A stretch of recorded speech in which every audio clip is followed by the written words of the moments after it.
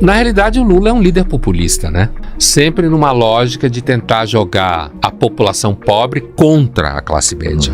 Porque os ricos sempre estão bem de vida. Tanto que você tem muita gente rica no Brasil que financia a gente da esquerda. Não vou citar nenhum nome aqui, mas financia dos dois lados, né? A ideia de que existe um conflito entre o PT e os muito ricos não é exatamente verdade, tanto que o PT está no poder há muito tempo e muita gente ficou mais rica do que era. Pondé, alguns comunistas defendem que, tipo, alguns já passaram por aqui e falaram, eu não quero, quando eu falo de propriedade privada, eu não quero tomar sua casa, eu não quero tomar seu carro. A gente defende a gente pegar a propriedade dos meios de produção. É essa propriedade que é o nosso objetivo. Tendo os meios de produção, depois a gente vai conseguir dar uma vida melhor para todas as pessoas, uma vida mais digna para todas as pessoas. Sua casa, seu carro. Isso daí não me interessa, não. Como se as coisas não estivessem ligadas, né? Uma com a outra. Tanto é que nas experiências históricas socialistas, tudo era do Estado, inclusive onde você morava, certo? Sim. Agora, a minha questão com quem fala isso é o agente. Como eles falam, a gente não quer isso, a gente faria aquilo, a gente tomaria os meios de produção, a gente garantiria que todo mundo teria tudo igual. Eu não confio no agente, na pessoa que diz que faria isso. Entende o que eu estou dizendo? Sim. Porque o que a história mostrou até hoje é que quem começou a fazer isso virou tudo monstro, virou tudo safado, virou tudo corrupto, saiu destruindo todo mundo que não concordava com eles, entende? Não existem experiências positivas, por exemplo, a China. A China, ela sempre, não dá nem para comparar o caso da China. Não podemos. Porque a China, ela sempre foi uma sociedade imperial, em que hoje o Xi Jinping é o imperador. E o Partido Comunista, na realidade, é a aristocracia, né? E a China hoje, ela tem um certo espaço para a sociedade de mercado, tanto é que ela enriqueceu, né? Então, o sucesso, entre aspas, da China, a China já passou por muita fome, a vida é muito dura aí. Sim. Na China.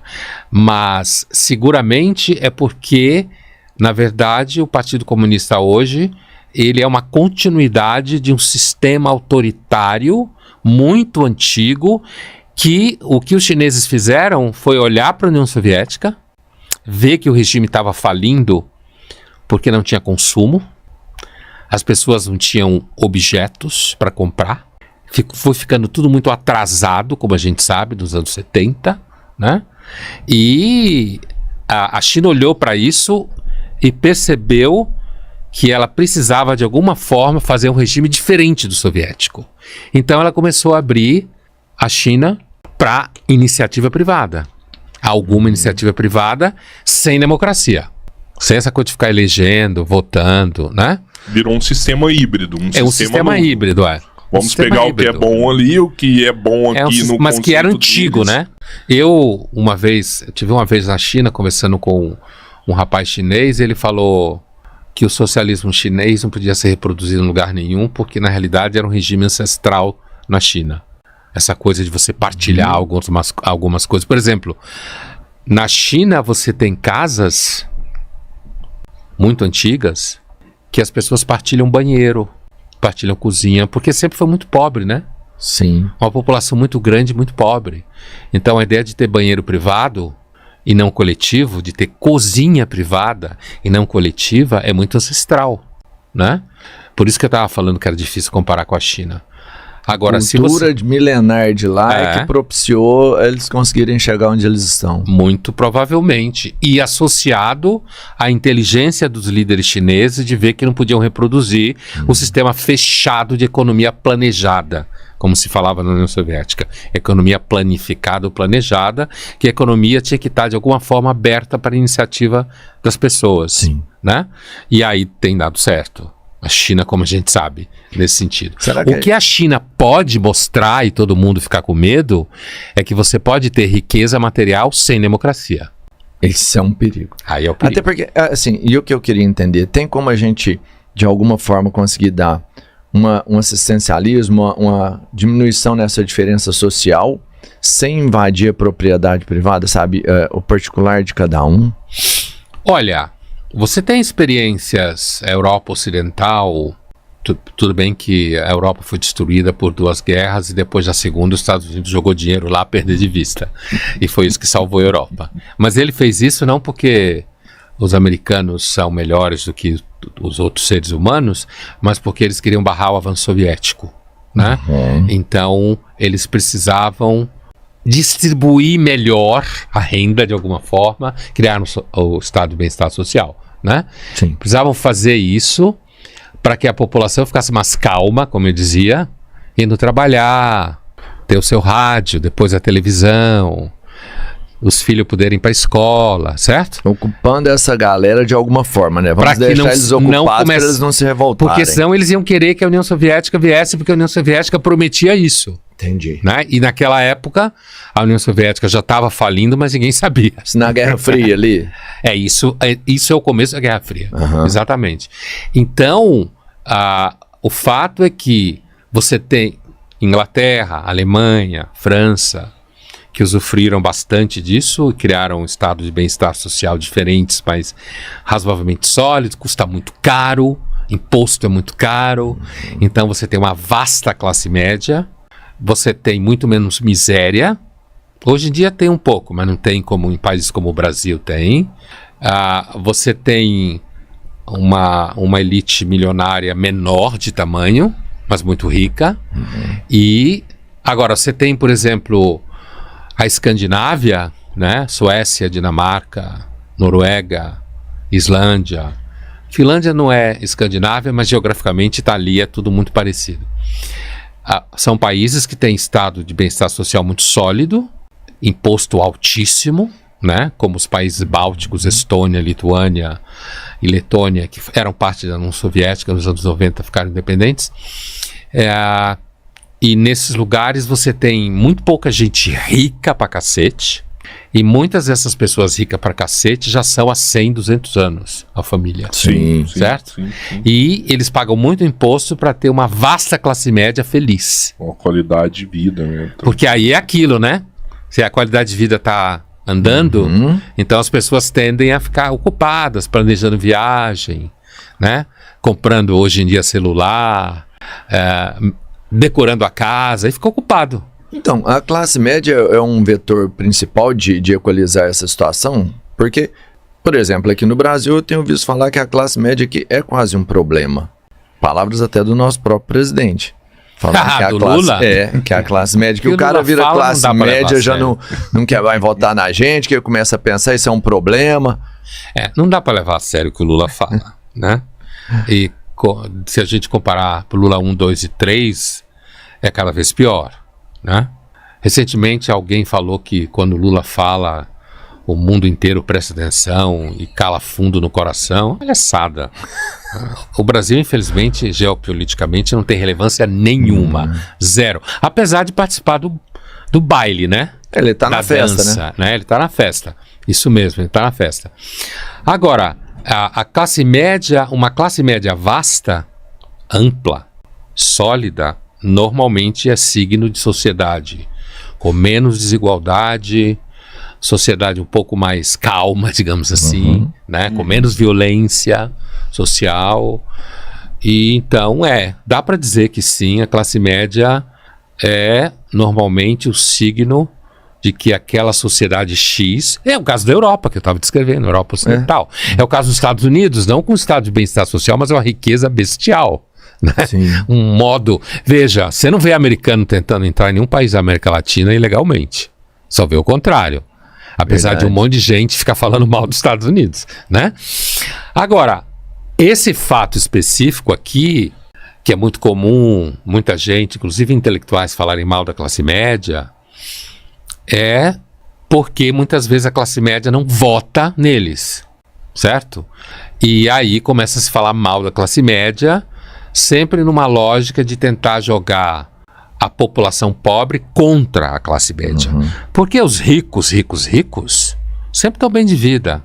Tanto que você tem muita gente rica no Brasil que financia a gente da esquerda. Não vou citar nenhum nome aqui, mas Financia dos dois lados, né? O rico é financiado, é o que você falou. O rico ele nunca tá com um problema. Não, ele tá acima. Ele tá acima. Tanto é que, ao contrário do que o Marx falou, são os muito ricos que são cosmopolitas. Passaporte europeu, fácil, dinheiro, viagem, dinheiro aqui, dinheiro acolá, patrimônio aqui, patrimônio acolá. Cidadania. Falam línguas. Os filhos aprendem a falar línguas estrangeiras, né? E, então, portanto, como eu estava dizendo, aqui no Brasil você tem toda uma gama de grupos muito milionários que financiam pesadamente a esquerda na cultura, na arte. Todo mundo que conhece o ramo sabe disso. Sim. Então, assim, a ideia de que existe um conflito entre o PT e os muito ricos não é exatamente verdade, tanto que o PT está no poder há muito tempo e muita gente ficou mais rica do que era durante o governo petista. O ódio mesmo à classe média é porque a classe média, ela normalmente vota pensando em que regime ou que candidato ou candidatos podem fazer com que a vida dele ou dela seja menos ruim. Que ele consiga... Porque a classe média, coitada, ainda mais no Brasil, que é frágil, hoje a classe média, amanhã pode não ser, né? Sim. Né? Principalmente quando tem inflação, quando tudo fica caro, né?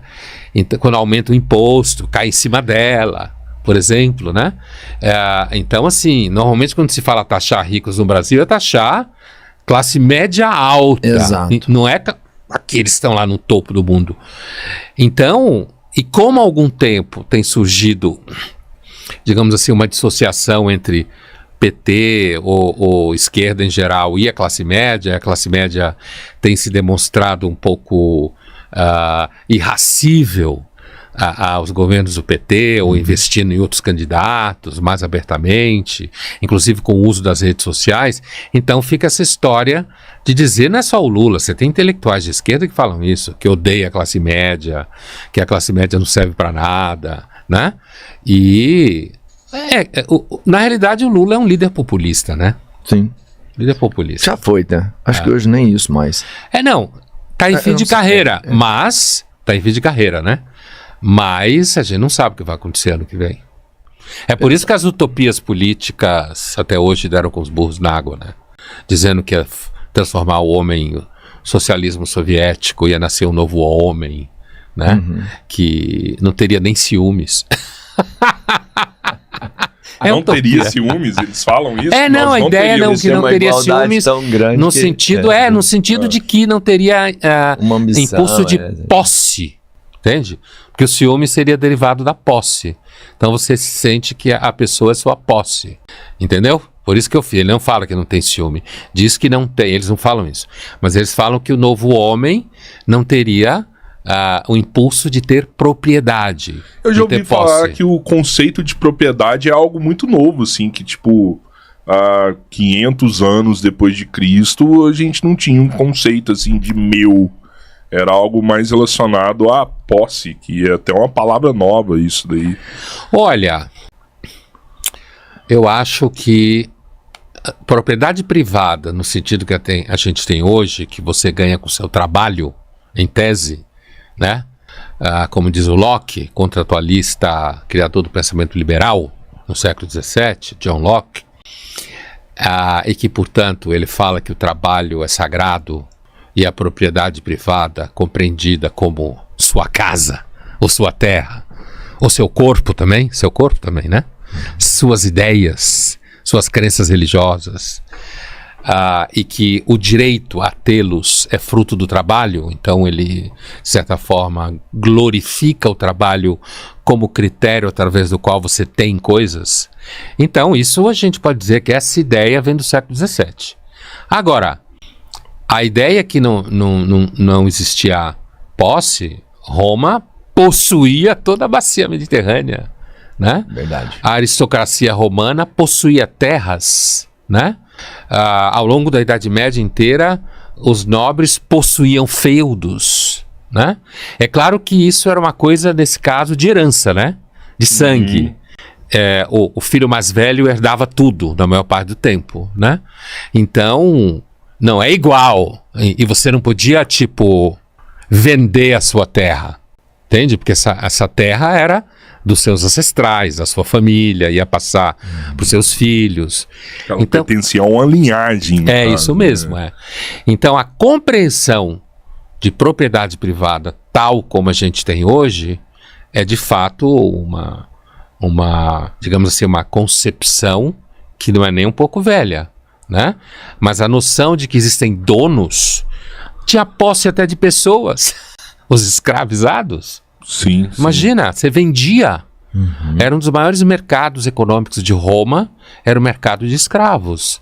Porque eles invadiam terras, parte eles vendiam como escravo, outras eles transformavam em soldados, se comportava bem, era fiel a Roma, entendeu? Então, assim, se você devia dinheiro e não conseguia pagar, você virava escravo de quem você devia. Como não havia posse? A humanidade sempre teve posse.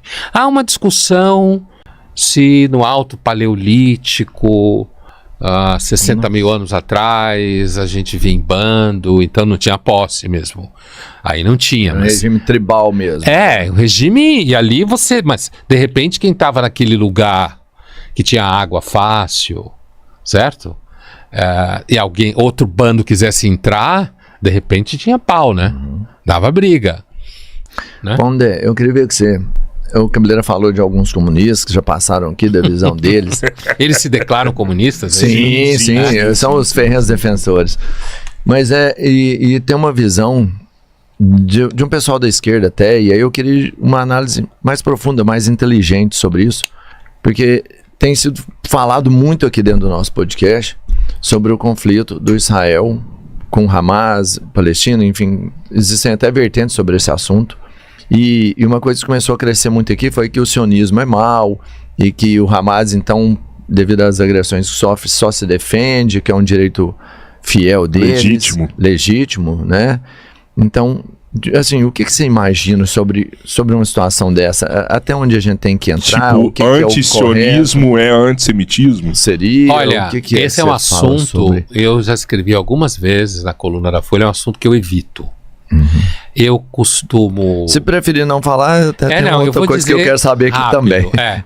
Eu comento às vezes por obrigação profissional no Jornal da Cultura, né? Porque eu tenho que comentar. Algumas vezes eu escrevi na minha coluna sobre isso. Eu digo que eu evito porque ele é extremamente complexo, né? O Estado de Israel é o único Estado judeu que existe no mundo, é menor que Sergipe, né? Todo mundo que conhece sabe que organizações como Hamas e Hezbollah e o país do Irã pregam a destruição do Estado, né? Agora, e portanto, eu conheço muito Israel, já morei lá 2 vezes, então eu sou ligado a Israel, então eu evito comentar. Você fica tendencioso. Eu fico tendencioso. Assim como hoje em dia quem critica Israel é tendencioso, só que não confessa. Por que é tendencioso? Porque a crítica hoje a Israel, depois do 7 de outubro, ela é pautada por um pressuposto ideológico. Se você é de esquerda, você tem que ser contra Israel. Né? E isso também se criou uma coisa que assim, se você é de direita, você tem que ser a favor de Israel. E isso, no final, não faz muito bem para Israel, nem aqui nem acolá, né? Mas assim... hoje esse chamado antissemitismo que se mistura com o antisionismo, porque a destruição do Estado de Israel pode implicar seguramente em ameaça para os judeus em geral, certo? É por isso que as coisas se misturam. Você tem judeus que também são antisionistas. Sim. Você tem alguns. Não são muitos, todos são muito de esquerda. Por isso que eu digo que o antissemitismo, eu não digo, isso é sabido, que o antissemitismo hoje ele está marcadamente ideológico à esquerda. Não era assim, não foi sempre assim. Stalin era bastante antissemita, mas o antissemitismo era muito comum na Europa em geral. Mas assim, hoje é o discurso de que Israel é aliado dos Estados Unidos e que, portanto, é mau, é imperialista, que Israel é colonizador, e isso faz com que apareça coisas ridículas, fraturas na coerência da esquerda, que você só explica por razões ideológicas. Sim. Que fratura é essa? É defender regimes como o Irã, extremamente violento com sua própria população, todo mundo sabe, né? muito longe de qualquer noção de direito, do caso de mulheres, população LGBT, coisa geral assim, e que a esquerda acaba defendendo, como se você estivesse defendendo um regime, né? Não é o país inteiro, mas um regime específico que, na verdade, na região, se sabe, alimenta, faz guerra by proxy, como falam os americanos, por procuração, contra Israel, os Houthis no Iêmen, Hezbollah no sul do Líbano, Hamas na faixa de Gaza. Então, a discussão é bem complicada. Sim. É bem complicada.